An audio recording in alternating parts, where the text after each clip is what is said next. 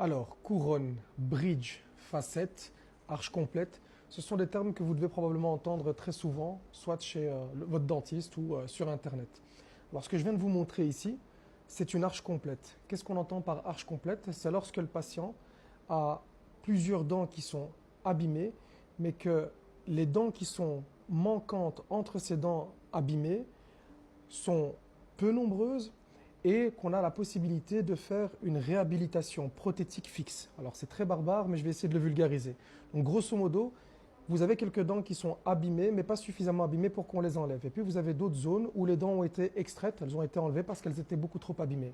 Alors on va venir faire ce qu'on appelle une arche complète qui très souvent est un bridge en une pièce qui va venir vraiment reprendre l'ensemble de la dentition supérieure ou inférieure, parfois les deux, il y a des cas où c'est vraiment les deux, et où on ne va pas passer par des implants, l'implant qui est le principe d'aller venir mettre une ou plusieurs vis dans l'os.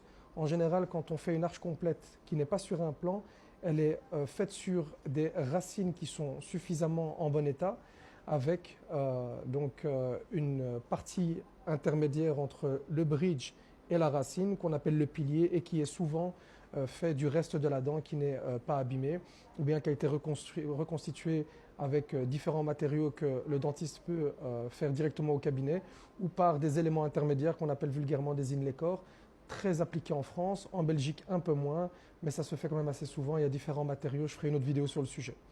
Alors l'idée c'est de pouvoir vraiment réhabiliter une bouche tout entière avec un élément fixe qui est très très joli. Comme vous pouvez voir, je vais vous remontrer ici. Je ne sais pas si on le voit super bien. Donc, je vais essayer de zoomer un peu. Voilà, hop. Vous voyez, on peut arriver à des niveaux de finition sur les dents qui est juste magnifique. Vous voyez aussi ici, même à l'arrière, là on a à l'arrière vraiment en partie palatine, on appelle donc au niveau du palais, où on voit vraiment les sculptures qui sont faites avec la transparence qui est ici. Et puis à l'avant, ça donne ça. Je ne sais pas si on voit bien. Voilà, il y a des zones qui sont parfois enfouies dans la gencive, mais on peut vraiment avoir quelque chose de très sympa. Il y a différents types de matériaux. Ici, typiquement, on a une partie, donc une chape à l'intérieur qui est en métal. C'est pour ça qu'on appelle ça une céramo métallique. Alors, il faut savoir que moi, personnellement, j'en fais très peu. Et quand j'en fais, c'est parce qu'on a des longues portées. Ça veut dire que entre une dent qui est encore en bon état et une autre dent qui est encore en bon état, entre les deux, il y a eu plusieurs dents qui ont été extraites. Et si on ne le fait pas avec une chape en métal, très souvent, ce qui va se passer, c'est qu'on a des risques de fracture importants. Si on fait ça en zircone, par exemple, on a des risques de fracture. Ça ne veut pas dire que ça va fracturer, c'est-à-dire qu'il y a un risque de fracture qui est plus élevé.